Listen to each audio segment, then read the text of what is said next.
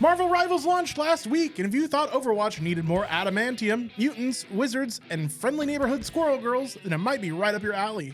Then Valve is seemingly launching a new VR headset, a new controller, their own operating system, and a console.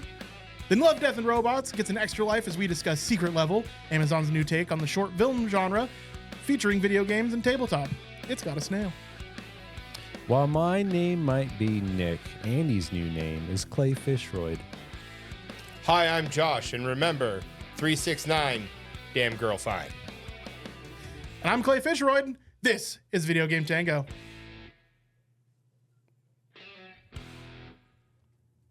Well, hello and welcome. Good evening. Yes. Or morning. Or afternoon. Whenever you're listening to this. Twilight dawn. Yeah. Don't let us shackle Which is you on when our- you listen. Yeah, we don't decide what you do with your day, That's very true. except for listening to this. No, I mean, you should listen to this, and if you are, you're doing well. Good for you. Well, hey, Josh, let's talk about some video games on our video game podcast. Yes. One just released. Now it's not inventing the wheel. It's not doing anything. Now I'm getting ahead of myself. It's Marvel Rivals. All right. And so now it is. Do you like Marvel? Do you like Overwatch? Well, then you might like this game. Imitation is the sincerest form of flattery, and you're going to see it in a lot of places in Marvel Rivals from Overwatch. And it's borrowing everything from a menu layout to kind of how like everything looks, and also, of course, what you do, the objective. So it is a payload delivery or a point defense area. It's a hero shooter. So it's like I said, it's not doing anything new, but the character design of some of your favorite or maybe new favorite Marvel characters look awesome. They have everything from Jeff, the land shark, to Moon Knight, to Magic, to Cloak and Dagger, to Doctor Doom. I mean, how Squirrel Girl. Squirrel Girl. I mean, if you know Squirrel Girl, you know Squirrel Girl. Psylocke. So all of these fun characters. Now, where does it differ from Overwatch? Now, while it is following in Overwatch's footsteps, there are some differences. The first one that you're going to notice right away is some parts of the map are actually destructible. So that is going to change line of sight for characters. It's going to make long-range characters more effective over the match. So already a little bit of change there. There's also on some of, again, these wonderfully Marvel-themed levels, there's going to be level things that jump out at you to try and keep play on these levels fresh, because they're only releasing with 8 levels right off the bat. Now, you're saying, well, Video Game Tango, 8 levels? That doesn't sound like a lot. Well, don't worry, guys. They have 33 fully playable characters right from the start. Now, of course, with Marvel's roster, you know they're going to be pulling more and more characters. Already seeing things for, the countless list of X-Men. And now it's not just, of course, heroes, also villains. But so again, the game has potential here. So it is free to play. So the only thing that how they're making their money is through cosmetics, which are a little bit steep. So a skin pack, which will give you a skin and some sort of themed nameplate and an emote. Like these things, it's going to cost $15. That's a little steep. Yeah. Now, where I'm going to restrict my cynicism is their battle pass is reasonably priced, $5, and you get skins with every battle pass, and you're going to be able to work on the battle pass if you don't complete it, like from season to season. So it seems reasonable, less egregious than some. Yeah, exactly. Now, another thing that is different from Overwatch, because again, you're going to see a lot of similarities there. Another thing that's different is the team up powers. So for an example, if you have a Rocket Raccoon and a Groot, well, your little furry pal gets to jump up on Groot and have an elevated point of fire and gain incoming damage reduction. Adam Warlock and Star-Lord will have a res, a long time like res to use between each other. So there's ample opportunity to make the characters feel unique and different from a standard Overwatch or other hero shooter without seeming like it's game breaking. From the review I read, there are, of course, a few overpowered characters right off the bat. And the chief complaint is that the tanks don't feel like the anchor of the team that a tank normally is. It's just a damage dealer with a bigger hit point pool, right? Moves slower, right? So, I mean, being a hit point sponge is one aspect of a tank. But it's early days. The game was just released a week ago. 5 days ago. Not even a week. So it's still early days, and there's going to be some growing pains with the game. But honestly, it looks good. And, you know, guys, I think I'm going to give this a try, and I'll report back next week with more findings, because I want to be able to get my hands on it before I give too much of an actual review. But from what I'm reading, it seems fun. I mean, you've been kind of itching for Overwatch again, but a little bit morally opposed to it, right? This feels like it's right up your wheelhouse. I mean, it's Marvel characters in an Overwatch type game, like an arena shooter. Honestly, getting all the characters right from the get-go for free, not having to pay for them, I mean, that what I miss most about Overwatch is what Overwatch was, and it feels like they're trying to take from Overwatch 1, the game that I really loved, instead of Overwatch 2, the game that I nothing. I nothing you. Yeah. Yeah. No, for sure. So it sounds like all of us are kind of in agreement. I'd probably be willing to give it a shot. I enjoyed Overwatch. Yeah, exactly. It's free. There's no reason not to try it. I liked Overwatch. I was in really early access for Overwatch, like the invite only initially. So by the time it actually hit like 1.0 and went to the masses, I was already kind of burnt out on Overwatch. That happens to me a lot with Blizzard games that aren't WoW related. Even actually the ones that are WoW related, Hearthstone is kind of the same thing. I had played a dickload of Hearthstone, assuming that some of my cards might carry over. They didn't, unfortunately, when it went 1.0. So I was like, I don't know if I feel like going through that again. So that's, something that I didn't play much past 1.0, but this is out now. I shouldn't have that issue. And for what it's worth, I really did like Overwatch. So that's something I'd probably jump in with you guys for. Oh, yeah. Why not? No risk. Well, speaking of video games, I got a little bit of rumors, maybe news, but mostly rumors, conjecture, but educated rumors and conjecture.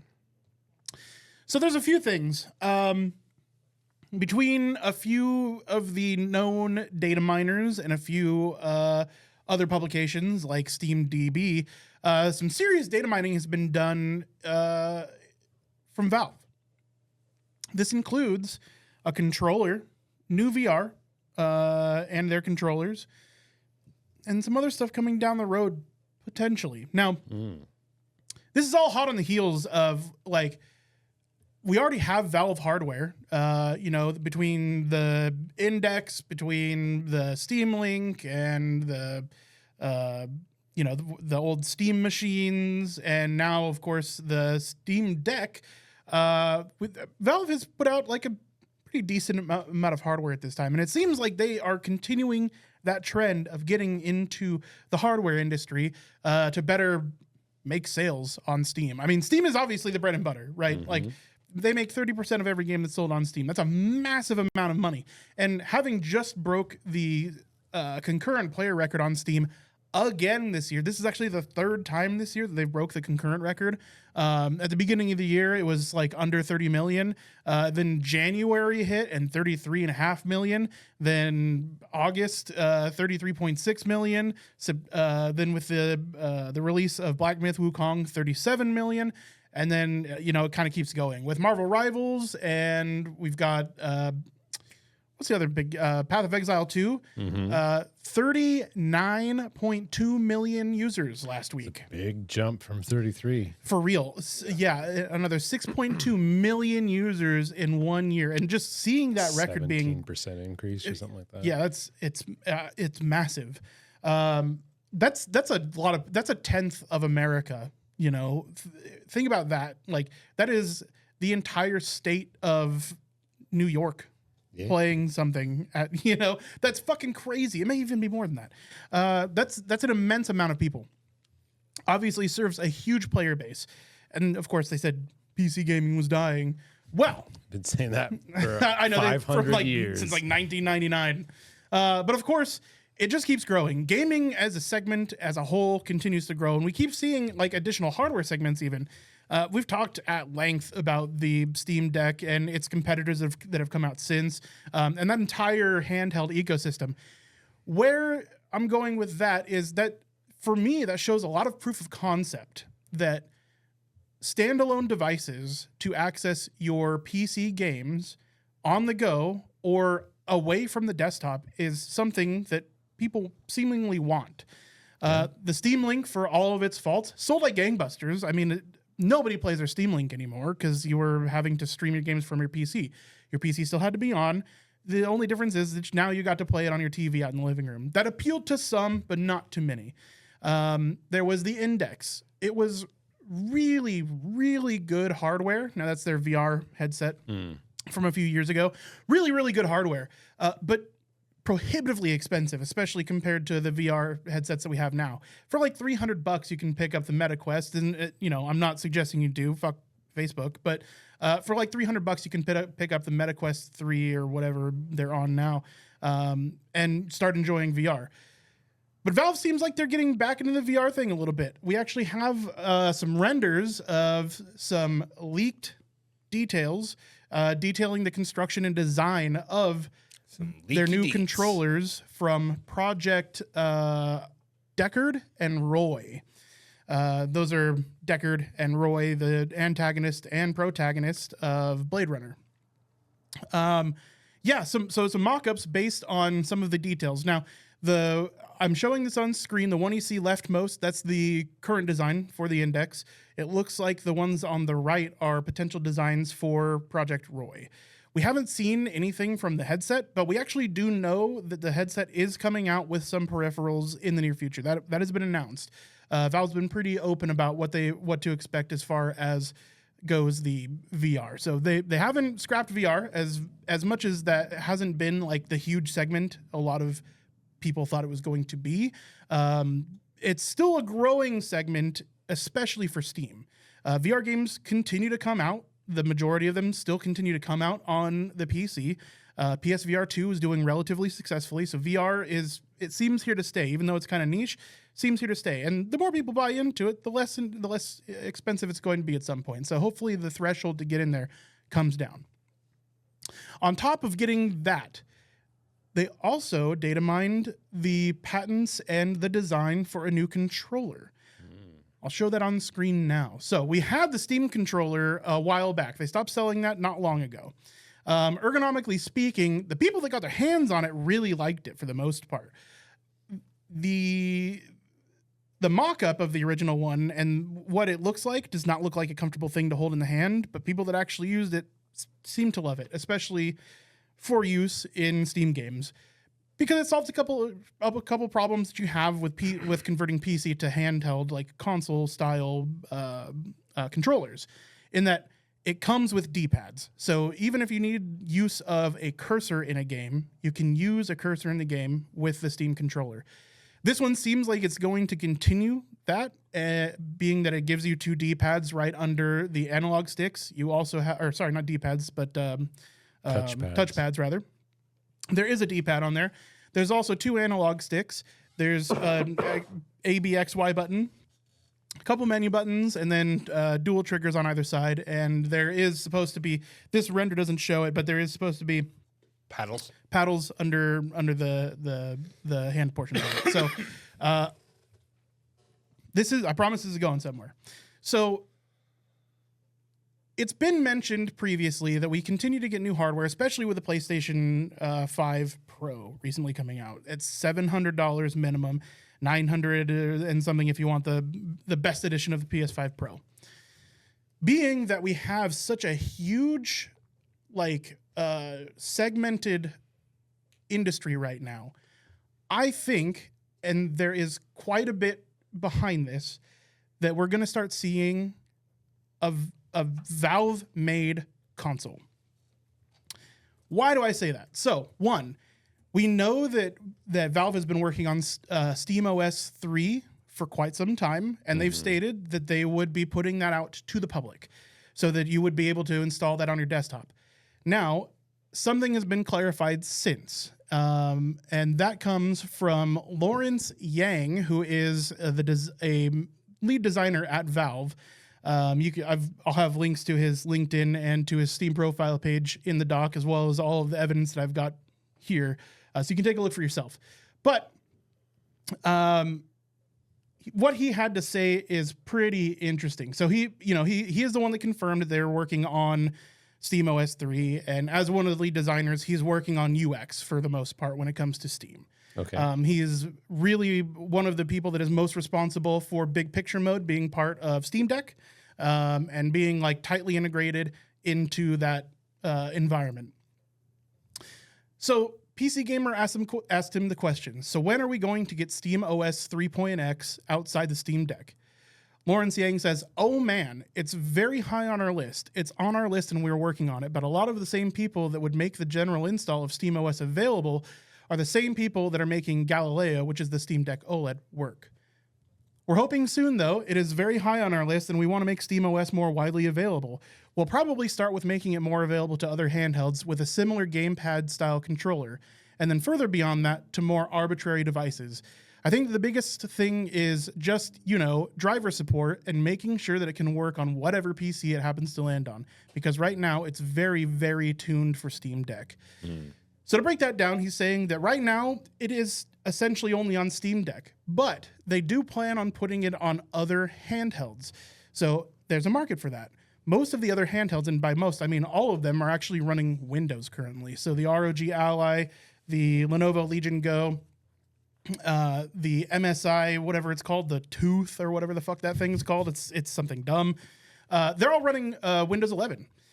Full fat Windows versus the Steam Deck running SteamOS. Now, SteamOS is a Linux variant that's running something called Proton, which is a translation layer for anything that doesn't have any game that doesn't have a Linux variant for it. In a lot of third-party trials, Proton is running the game better than Windows does natively on similar hardware. It's not surprising at all. Right. Windows has become a bloatware app. 100%. You have to have if you want a Microsoft PC. Right. And in this case, it is dedicated hardware. It is an OS that is dedicated to gaming and doesn't have really much in the way of other features, right? So without the bloat of Windows, it's very possible that in the near future, you're going to be able to forego Windows entirely if you want to and use the Linux desktop environment for SteamOS. So not only does it sound like they're going to be putting that on available for the public, which you can already, because those other devices are Windows machines, you can already install alternative operating systems on there. There's a variant that actually runs the community available version of Proton. And you can download a Linux distro that you can load onto these other handhelds and already play Steam Machine, essentially. So going back to Steam Machine was a bit of a failed project because at the time, Valve wasn't in hardware at all. They just weren't doing any hardware. What they did have was SteamOS, a very early, essentially beta version of it, but they were willing to give that to third parties to put on their own machines and make them. So you had Dell put out an Alienware Steam machine. You had a few of the major manufacturers, Dell, Asus, and a few others that made Steam machines. They never really took off though, because A, they weren't first party and Proton was in its infancy. And, there weren't too many Linux dedicated games on Steam at the time. So the catalog was really small. Since then, though, we have 70,000 titles verified working on Steam Deck. Now, of course, Nick and I were talking about this earlier. That's to some, they may launch, they may work. Whether the experience is really catered very well to the Steam Deck is questionable sometimes. I don't know the numbers, but I mean, if we exaggerate, if even 10% of it is playable, that's still 7,000 games. Right. Yeah. And it's more than 10% that are playable on the Steam Deck. So. For sure. And that's a huge library to have already available for potentially a console. It's ludicrous. It's Xbox and Sony don't have 70,000 games. No, I know. Even when you look at the PlayStation category, 7,000. Well, not on the current consoles. No. If you look at their entire back catalog, like the PS2 had like 11,000 games. I'm talking about what is available today. Available currently, yes. Games Pass has like maybe 100, 200. Yeah. Right. Yeah. And then So there is some evidence. Check out Brad Lynch at Sadly It's Bradley on Twitter. That's a fun name. Yeah, I really like that name. It's fun. His community in his Discord has been looking into this and data mining for Valve for years. Now, it's mostly like a VR dedicated group of people. So like a lot of them are devs working on VR games, etc. But they do a lot of data mining so they can kind of see where Valve might be going in the future, especially when it comes to their compatibility and controller compatibility on Steam. So in data mining, they found some interesting stuff. One is that Valve is definitely working on another piece of hardware. This hardware has a dedicated GPU. Now, this even goes a little bit above my head, but what they're saying is Card 0, which is the main device, it wouldn't be an external one, currently goes directly out to HDMI. So what that means is a graphics card, a dedicated GPU in a device, is hooked directly to HDMI out so it can go to a display. What that means is that they're not using USB-C, which is what they've been using in the Steam Deck. So it's likely not a Steam Deck variant. And it's very, very unlikely to be a dock. Yeah, that doesn't make a lot of sense. Yeah. It doesn't make sense to have a GPU in a dock unless what you're doing is external GPU acceleration for the Steam Deck, in which case that could be the case. But those are really the only two scenarios in which they would require a dedicated GPU if they were using anything other than their own console hardware. Not only that, but on top of it, you have the fact that they're putting out this controller potentially. They're putting out more VR hardware. And on top of that, they're coming out with SteamOS 3. So it's possible that not only are they making a console, but they're going to have SteamOS 3 available for desktop and you don't ever have to use Windows again. On top of all of that, just to kind of bring things together, they also leaked, let's see here, the Steam family of brands and feature designations branding sets, which I'll show up on screen. These are going to be branding assets for third-party companies if they would like to make Steam-dedicated hardware. So some of these are stickers that they would have to put on their devices or branded logos that they'd have to put on their devices that say things like Steam included, powered by SteamOS, Steam compatible, Steam, play here, Steam included. Steam, this is an Xbox. Right. Steam Link compatible. 2.0 tracking uses Steam VR tracking version 2.0. Compatible works with hundreds of titles on Steam. So on top of all of what I've said before, it looks like they're coming out with branding for third-party companies to be making peripherals potentially for another device, which is, I mean, for me, that sounds like they're like, this is what you need as Mad Cats to make a controller for the Steam console, or this is what you need to make as a peripheral for their new VR headset or their VR controllers. Yeah. So there's there's quite a list of reasons why you would think that they're coming out with a console or something similar. It's also kind of a big flex in that they're saying out the gate, before we even announce what we're doing, we are fully on board with third-party hardware companies. Yeah. Right. Like Microsoft, Sony, accepting of them, but not like rewarding of them, I Sure. would say. Yeah. You know? Now, I have an entire doc. I'll have the document in the show notes for sure. But there's an entire doc for brand guidelines that got leaked. So That's including impressive. the logo assets and everything. This is what's going to be required by third-party manufacturers. They talk about the RGB colors that you need to use. They talk about the diameter of the locomotive crank on the Steam logo, what that's required to be. So obviously this is stuff made by lawyers so they can, maintain their brand and they don't lose A lot of it's copyright. probably to also get around or to help with counterfeiting.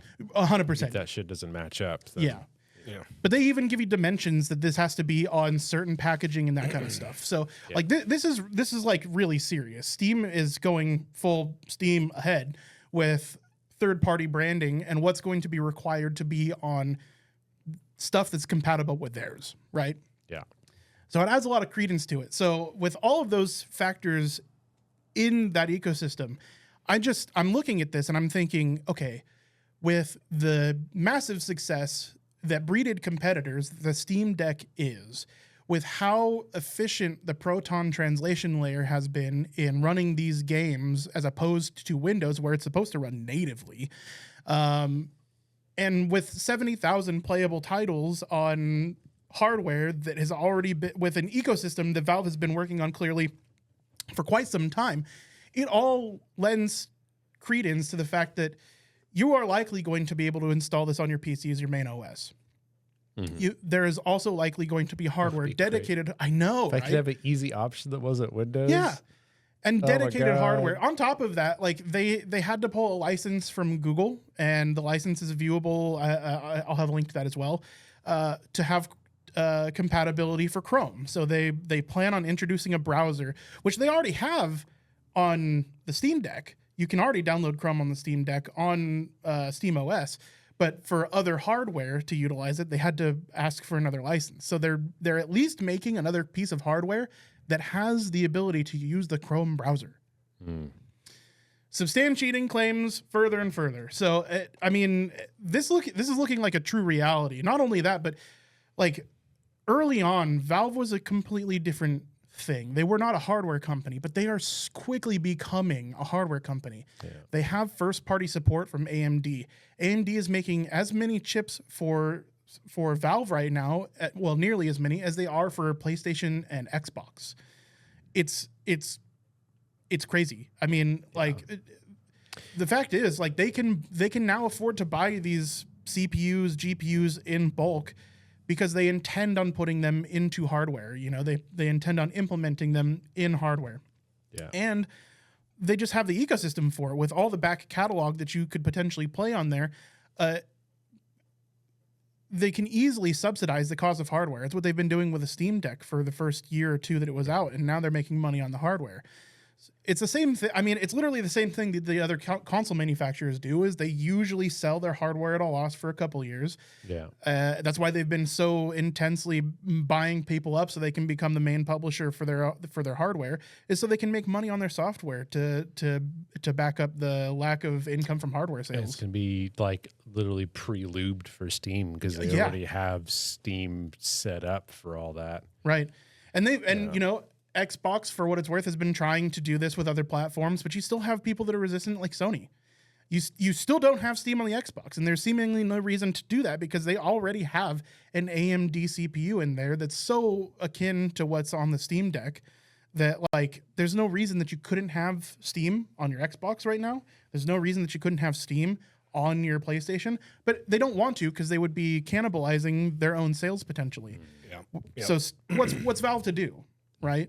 They're gonna make their own with blackjack and hookers. Yep. Right. Blackjack. Yep.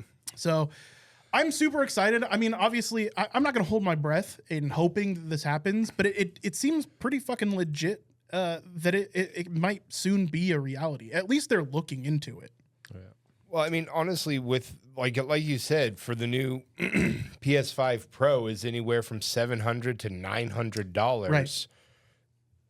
At that price point, you're getting into the PC market at that price point. Like, I mean, you're getting into relatively capable hardware. Exactly. You know, the probably the lower end of it. Totally, but you're still getting in right in there. So why wouldn't Steam, with the massive library, and like one of the things that make the Steam Deck difficult is like some games, you know, it's really hard. Well, obviously whatever console that Valve produces is going to be fully mouse and keyboard capable as well as controller capable.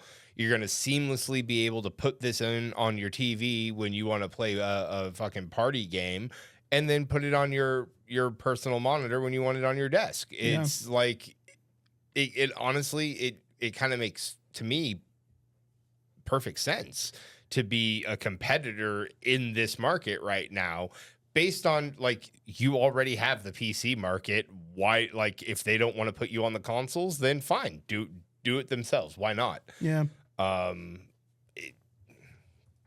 Competition's a good thing 100%. for a consumer. As a consumer, I like to see competition. So. Yeah. And there's an entire segment that Steam doesn't have yet, and that's the people that like to play on their couch. Yeah. Right.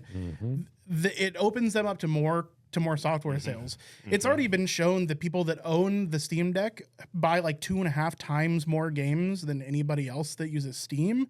So like, if you can get people into dedicated hardware, especially at a lower cost threshold than building a brand new PC is, if they can get this thing between like $500 and $600, I think it would sell gangbusters, man. Yeah, I think it would be a shot right to the cojones of Xbox and PlayStation if they dropped one out and beat them by $100 or $200 on their price point. Here's something to consider too. I've just been looking at numbers while you guys been talking.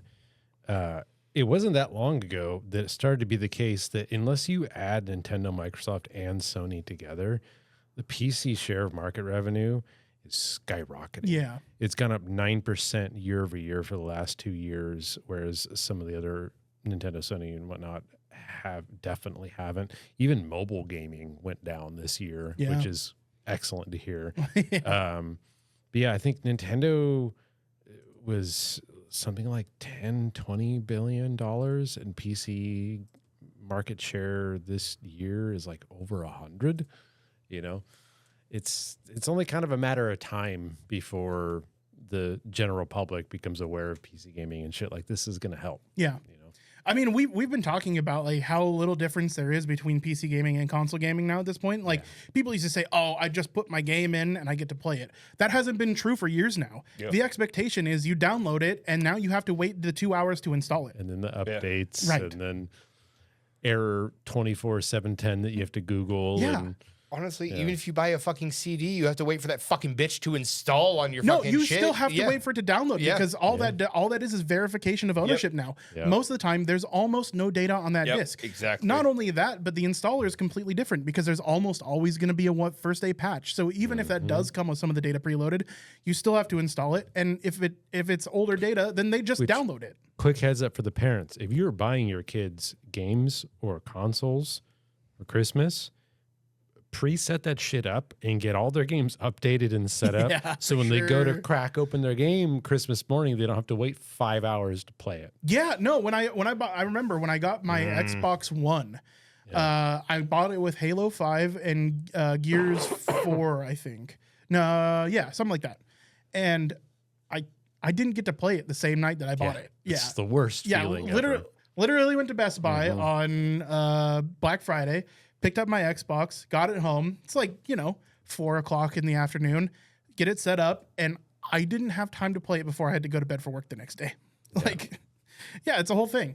So yeah, I mean, Steam already, dude, their download speed is so much faster than any other game console that I've ever seen. Now, granted, a lot of that has to do with CPU power and not even just your bandwidth. Sure. Yeah. But also their bandwidth is just better. Like to download Halo 5 was like, 6 hours for the download plus install. I have never had that happen to me on Steam, no matter what hardware I'm using. You know, even my nephew's PC that's got something that is weaker than the PS5, it takes less time to install a game. Just straight up, they deliver more bandwidth. To me, the console experience of Steam with Big Picture is already better than the console layouts. There's no ads like there are in the Xbox dashboard or in the PlayStation 5. That sure, they have recommended games, but at least you're still staying in the ecosystem and they're not trying to make more money off of you through third-party means. Yeah, dude. Not only that, but as far as gaming goes, they're probably, I would say I wouldn't say they are the most, but they are customer-centric. They make their money by being good to their customers. That's something that they've shown time and time again. Is there an instance where you can think of Valve doing something that is anti-consumer? Yeah. Not off the top of my head, no. Right. So I'm excited, man. Yeah, definitely. This looks like a thing, and I'm really hoping it is. Everybody, if you do check out, his name is Brad Lynch. Sadly, it's Bradley. You'll see in every one of these comment threads on Twitter that people are talking about hopium and copium. I'm in the hopium category for sure. It's possible that it doesn't happen and that they're just, looking at these things. But when you put every piece of the puzzle together, it does seem like it equals Steam console. So, super stoked. Yeah. I think we got one last thing to talk about. Yes. And Josh, we just watched it. And it was incredible. Oh, Why don't you introduce us, Josh? Counterspell. Yeah. We're of course talking about Secret Level. No, not the Easter egg in the new game you're playing. The show on Amazon that just came out like yesterday. Yeah. Right after you're done listening to this, go watch some of that. So we watched the D&D episode, but they're gonna have Armored Core. Yeah. They're gonna have. This is my favorite. It's my favorite. They're gonna have Concord. Yeah. What's your actual favorite? So I think my actual favorite is maybe gonna be Outer Worlds, because that seems pretty cool. I really enjoyed the game. It was just a little too short. That's one of us. Mega Man. Honestly, Yeah. I feel there was a Mega Man cartoon, right? When I was like, that's not a fever dream I had from when I was a child. I remember watching a Mega Man cartoon and and of course playing the games and just being like, more. Yeah. And finally, 30 years later, someone has heard that plea. So there's going to be Warhammer 40K, Unreal Tournament, even some indie games. Spelunky is getting a... It's going to be fun. Yeah. I played Nick the shit out of recognized it Spelunky. right away. My blood pressure is permanently 3 points higher For because real. of that game. There's, of course, some like Sifu is going to be in there. So to see... Pac-Man. Unreal right? Tournament. It's going to be very cool. Now, we did watch the first episode already, which was the Dungeons and Dragons. So there's of course some tabletop repping in there, and the Dungeons and Dragons episode was really good. It was really good. I am looking forward to seeing more of what they have to offer. This is very much in the spirit of Love, Death, and Robots. If you've seen that on Netflix, then It's from the visionaries behind Love, Death, and Robots, apparently. literally. Okay, perfect. Talking about timing. Yeah. So it's in that. It's literally from their creators, and it feels very much like that. But it's for video games and more nerd stuff. So that is awesome. Yeah. Who would have thought that a bunch of nerds making dickloads of CGI would have been in video games? I don't know. Yeah, dude. The D&D episode was awesome. Like, literally, it was like 16 minutes long. All of these are between 14 and 19 minutes. So they're shorts just like Death, Love, and Robots. Some longer than others. But, dude, the quality that I got with the D&D one, because it is really easy to make bad Dungeons and Dragons content. Oh yeah. It's the majority of D&D Yes. content.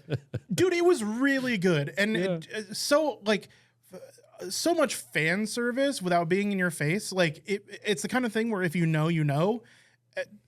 Dude, it was. And if you don't, for 16 minutes, they told a decent story. Yeah. It is emotional, heartstring tugging, and Nick said it a couple times while we were watching it. Like this is Blizzard quality. You know how Blizzard in like a 10-minute trailer gets you like invested. The same thing happened in this, and just watching the first episode has me so stoked to watch the rest of them.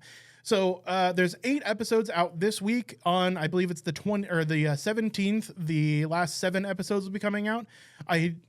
I'm looking more forward to the last 7 than I am the first 8. But yeah, I can't believe they didn't give us Mega Man in round 1. You know, it's a little messed up. Yeah, but dude, I don't know. A good finale. Yeah, good I'm way fine. to finish. It's cool. It's Cool, man. Like, yes, am I going to be a little impatient about it? Sure, but like, based on just the Dungeons and Dragons one that we watched, I am so looking forward to watching the rest of them.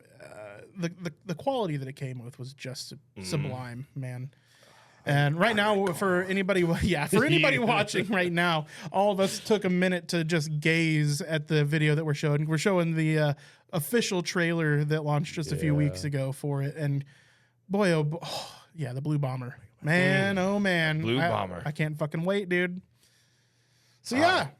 It looks fantastic. It really does, and just nothing could get me. Like I was already excited for Secret Level. It's a cool idea. Death, Love, and Robots was phenomenal.